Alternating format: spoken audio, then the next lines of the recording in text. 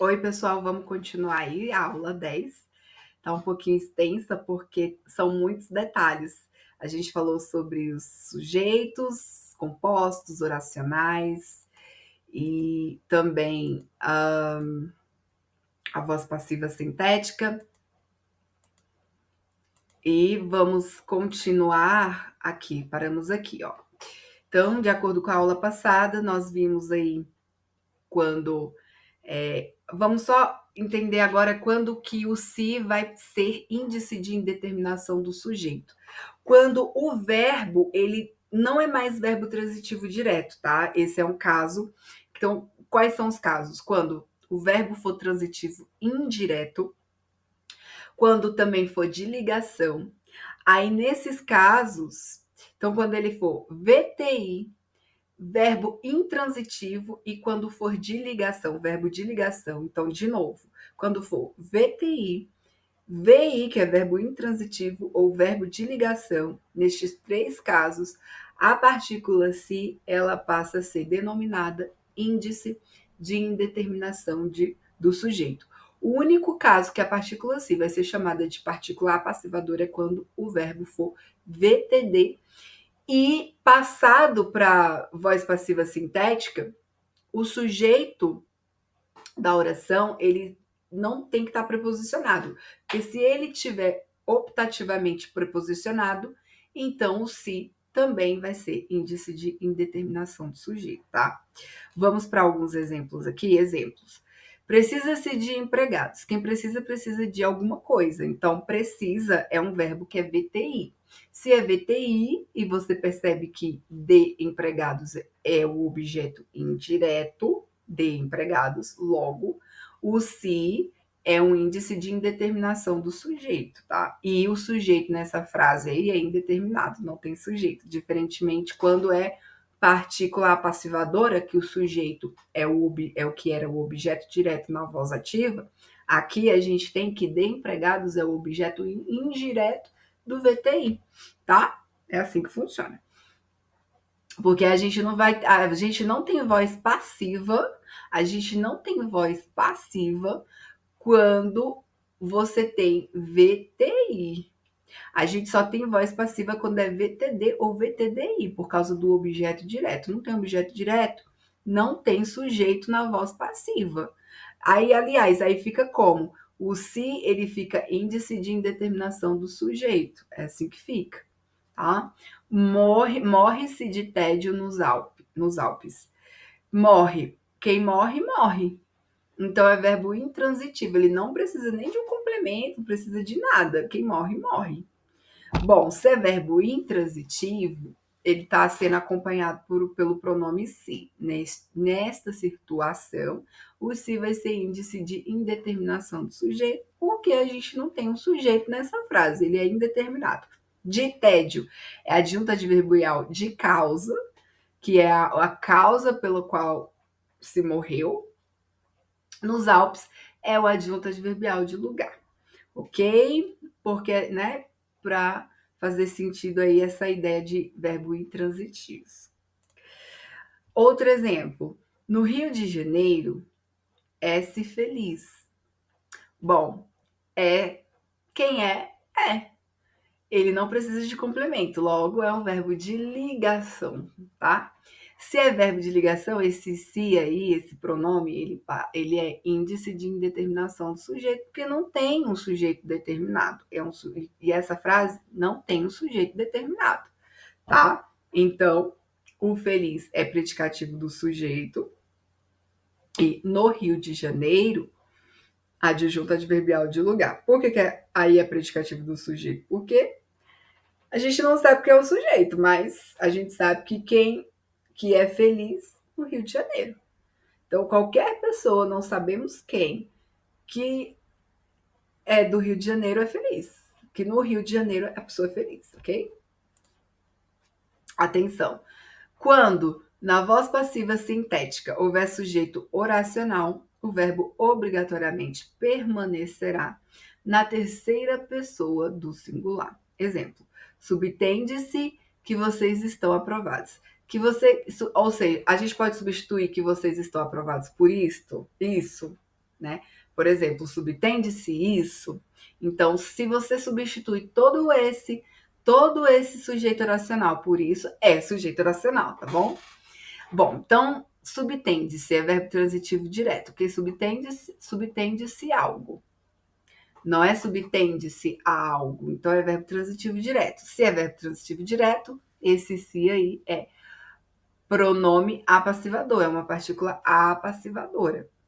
Que vocês serão aprovados é o sujeito oracional. Agora entende, a gente tem que entender o seguinte, que se é sujeito oracional, o verbo subtendes, ele tem que estar na terceira pessoa do singular, tá bom? Lembra que a gente viu anteriormente?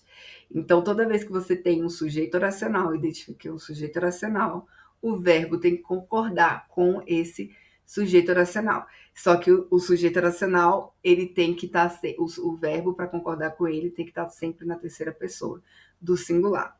Para analisar se realmente há uma estrutura de voz passiva, devemos verificar se o verbo assume transitividade direta. Isso eu já falei, vou falar e vou falar e vou falar. E existe ideia de passividade. Sim, então a gente analisa aí, ó, o verbo transitivo é direto e subtende-se que vocês serão aprovados. Vocês serão aprovados. Então, assim, alguém entendeu que vocês serão aprovados. Vocês serão aprovados e isso foi subentendido por alguém. Então, tem uma passividade. Então, o sujeito oracional, neste exemplo, por estar representado por uma oração, ele é paciente, pois o verbo subentender é transitivo direto. E a ideia, isso aí eu já falei, de passividade, isso é subentendido. Sendo assim, o verbo deve permanecer na terceira, então eu já falei isso, terceira pessoa do singular. Haver. Agora vamos analisar o verbo haver. Na acepção de existir, acontecer ou ocorrer, ou no sentido de tempo pretérito, o verbo haver, tá? Ou seja, no sentido de tempo passado, tá? O verbo haver é impessoal, devendo ficar na terceira pessoa do singular. Terceira pessoa do singular. Terceira pessoa do singular. Então, no sentido de existir, acontecer, ocorrer, ou se estiver no tempo pretérito, esse verbo ele tem que estar no singular. Exemplo: como havia poucas vagas, o povo fazia fila nas escolas. Vamos substituir, ele está no singular, por quê? Porque esse haver aí, ele vai ter o sentido, ele vai ter a acepção de existir, né? Como existir, aí a gente coloca já no plural, como existiram poucas vagas, o povo fazia fila nas escolas. Existiram, tá no plural, mas quando a gente substitui por haver no sentido de existir, ele tem que estar no singular. Como havia poucas vagas, o povo fazia filas na escola. Tá?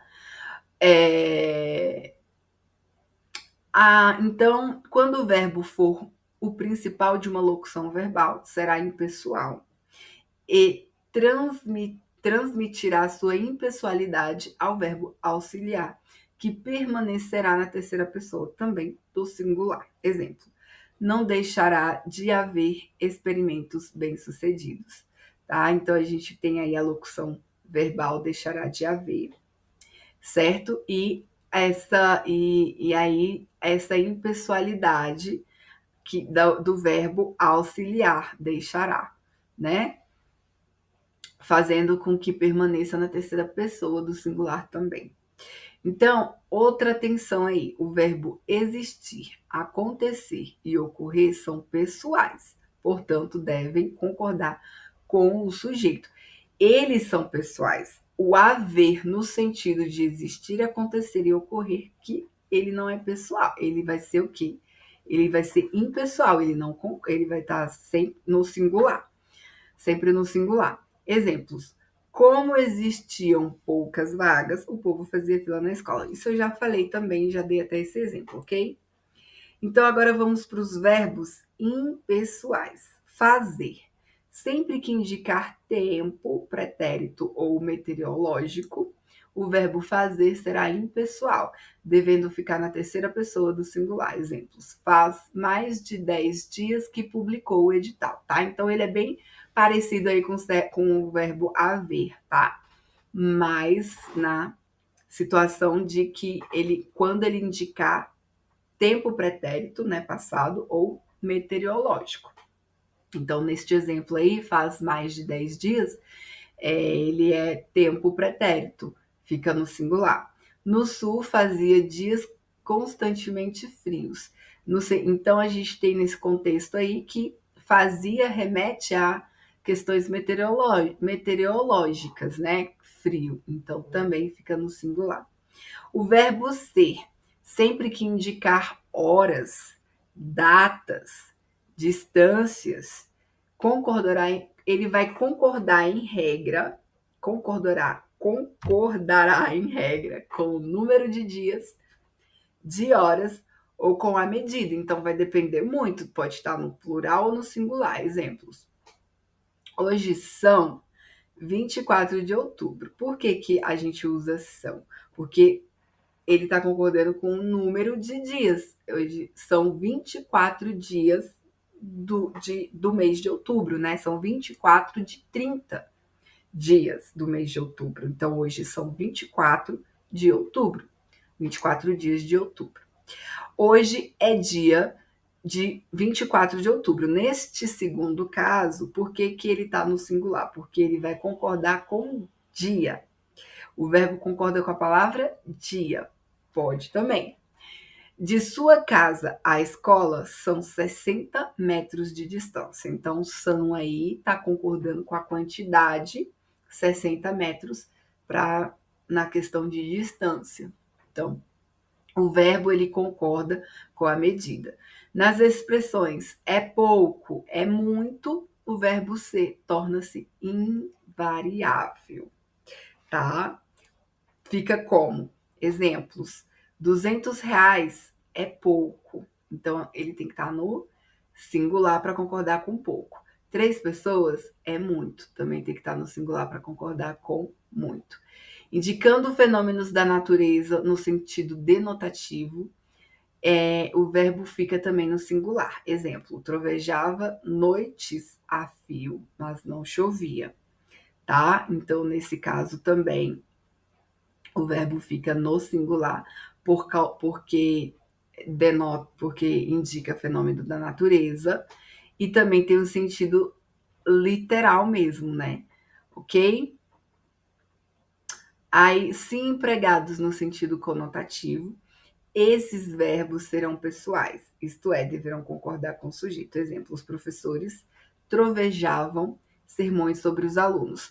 Lógico que o trovejavam aí, ele não tem um sentido real, ele é um sentido figurado. Se é um sentido figurado, a gente concorda aí com o sujeito que está no plural também. Agora, se fosse algo realmente meteorológico, fenômeno da natureza mesmo, e no sentido denotativo do real do dicionário, aí ele teria que ficar no singular, tá? Vamos parar por aqui, que já deu mais de 13 minutos de aula, para não ficar muito extenso. Aí eu agradeço pela sua participação nessa aula e até a próxima. Tchau, tchau.